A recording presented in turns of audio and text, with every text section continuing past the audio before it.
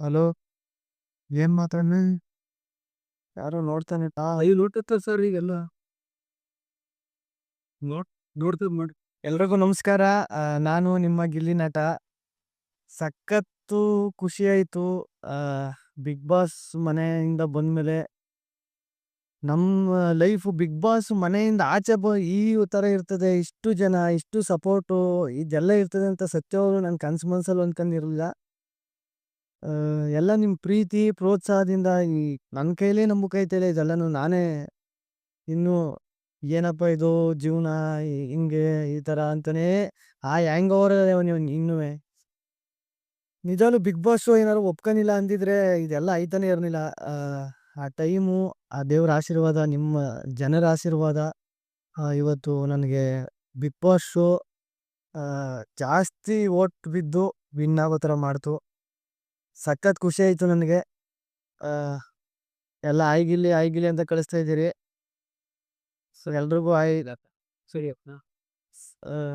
ಏನು ಮಾತಾಡಬೇಕು ಅಂತಲೇ ಗೊತ್ತಾಯ್ತಿಲ್ಲ. ನಾನು ಹೊರಗಡೆ ಮನೆಯಿಂದ ಆಚೆ ಬಂದ್ಮೇಲೆ ನಾನೇ ಸೈಲೆಂಟ್ ಆಗ್ಬಿಟ್ಟವ್ನಿ. ಅಷ್ಟೊಂದು ಮಾತಾಡ್ತಿದ್ದವನು, ಏನಪ್ಪ ಇದು ಈ ಥರ, ಅಯ್ಯೋ ದೇವರೇ, ಇಷ್ಟೊಂದು ಪ್ರೀತಿ, ಇಷ್ಟೊಂದು ಪ್ರೋತ್ಸಾಹ ಎಲ್ಲ ಮನೆ ಮಗನ ಥರ ನೋಡಿ, ನಮ್ಮನೆ ಒಂದು ಗಿಲ್ಲಿ ಅಣ್ಣನೋ ತಮ್ಮನೋ ಆ ಥರ, ನನ್ನ ಮಗನು ಆ ಥರ ನೋಡಿ ಮಾತಾಡಿಸ್ತಾರೆ. ಗಿಲ್ಲಿ ಚೆನ್ನಾಗಿ ಆಡಿದೆ ಗಿಲ್ಲಿ. ಬಿಗ್ ಬಾಸ್ ಶೋ ಮುಗಿದ್ಮೇಲೆ ನಾವು ಟಿ ವಿ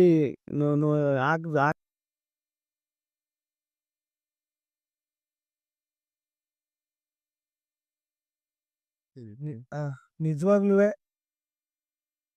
ಸಖತ್ ಅಂದ್ರೆ ಸಖತ್ತು ಖುಷಿ. ನಾನೊಂದು 6 ವಾರನೋ 7 ವಾರನೋ ಇದ್ದಾನೇನೋ, ಜಾಸ್ತಿ ಆಗೋದಿಲ್ಲ ನನ್ನ ಕೈಲಿ. ಎಲಿಮಿನೇಷನ್ ಆಗ್ಬಿಡ್ತೀನಿ ಅಂತ ಹೋದವನು ನಾನು. ಕೊನೆಗೆ 10 ವಾರ ಆಯ್ತು, 16 ವಾರ ಆಯ್ತು, ಫೈನಲ್ ಕಂಟೆಸ್ಟೆಂಟ್ ಆಯ್ತು, ವಿನ್ ಆಯ್ತು. ನಿಜವಾಗ್ಲೂ ಅದು ಅದೇ ಹೇಳ್ತಾವನೆಲ್ಲ, ಈಗಲೂ ನಂಬಕ್ ಐತಿಲ್ಲ ನನಗೆ ಇದೆಲ್ಲನೂ ಅಂತ. ಏನಪ್ಪ ನನ್ನ ಆಸೆ ಏನು ಅಂದ್ರೆ, ಈ ಪ್ರೀತಿ ಪ್ರೋತ್ಸಾಹ, ಈ ಜನರ ನಂಬಿಕೆ ಇದೆಲ್ಲನೂ ಕೊನೆವರೆಗೂ ಉಳಿಸ್ಕೊಬಿಟ್ರೆ ಸಾಕು ಅನ್ನೋ ತರ ಐತೆ.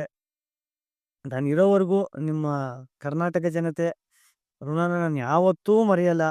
ಕರ್ನಾಟಕ ಮಾತ್ರ ಅಲ್ದೇನೆ ತಮಿಳ್ನಾಡು, ತೆಲುಗು, ಆಂಧ್ರ, ಆಮೇಲೆ ಎಲ್ಲ ಈ ಕನ್ನಡ, ಬೇರೆ ದೇಶದಲ್ಲಿ ಕನ್ನಡದವ್ರು ಇರೋರು ನಮ್ಮ ಯೋಧರು, ಅವ್ರಂದ್ರೆ ನಮ್ಗೆ ಎಷ್ಟು ಖುಷಿ. ಅವರು ನಮ್ಮ ಗಿಲ್ಲಿ ಓಟ್ ಹಾಕ್ರಿ ಅಂತ ಗೆಲ್ಲಬೇಕು ಅಂತ ಅವರೊಂದು ವಿಡಿಯೋ ಮಾಡಾಕ್ತಾರೆ. ಆಮೇಲೆ ಬೇರೆ ಆ ಏನು ದೇಶದವ್ರು ಅವರು ವಿಡಿಯೋ ಮಾಡಾಕ್ತಾರೆ. ಬೇರೆ ರಾಜ್ಯದವ್ರು ರೀಲ್ಸ್ ಎಲ್ಲ ಹಾಕ್ತಾರೆ. ಅದೆಲ್ಲ ಸಖತ್ತು ಖುಷಿ. ನಮ್ಮ ರೈತರು ಎಷ್ಟು ಹೆಲ್ಪ್ ಮಾಡೋದು ನನಗೆ ಸಖತ್ ಖುಷಿ ಆಗೋಯ್ತು. ಸಂಕ್ರಾಂತಿ ಹಬ್ಬದಲ್ಲಿ ದನ ಕಿಚ್ಚೊಡಿಯುವಾಗ ದನದ ಮೇಲೆಲ್ಲ ಚಿತ್ರ ಬಿಡಿಸ್ಕೊಂಡು, ಕೊಂಬಿನ ಮೇಲೆಲ್ಲ ಫೋಟೋ ಅಂಟಿಸ್ಕೊಂಡು ಕಿಚ್ಚೊಡ್ದದ್ದು. ಆಮೇಲೆ ಇದು ಮನೆ ಪಾದಯಾತ್ರೆ ಫೋಟೋ ಇಟ್ಕೊಂಡು ಪಾದಯಾತ್ರೆ ಹೋಗೋದು. ಆಮೇಲೆ ರೀಲ್ಸಲ್ಲೆಲ್ಲ ಹೇಳುದು ಗಿಲ್ಲಿಗೆ ಓಟ್ ಹಾಕಿ ಅಂತ ಹೇಳುದು.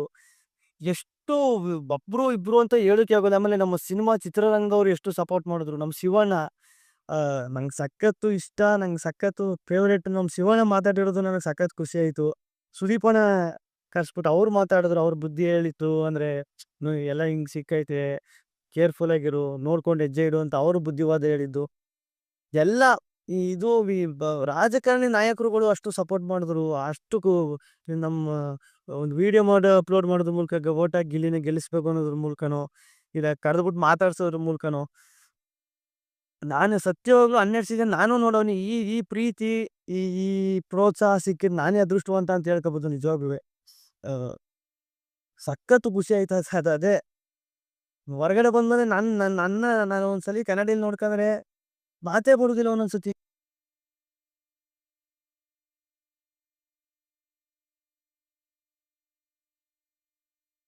ಅನ್ನದಾನ ಮಾಡ್ತೀನಿ ಅಂತ ನಮ್ಮ KM ದೊಡ್ಡಿ ರೋಡಲ್ಲಿ ₹5 ಒಂದು ಇಡ್ಲಿ, ₹5 ಇಡ್ಲಿ, ದೋಸೆ ₹5 ಗಿಲ್ಲಿ ಗೆಲ್ಲುವವರೆಗೂ, ಗಿಲ್ಲಿ ಗೆಲ್ಲಿ ಅಂತ. ಆಮೇಲೆ ಇನ್ನೊಂದು ತವಾ ಫ್ರೈ ಅವರು ಫ್ರೀಯಾಗಿ ಏನೋ ಮಾಡ್ತಾರೆ.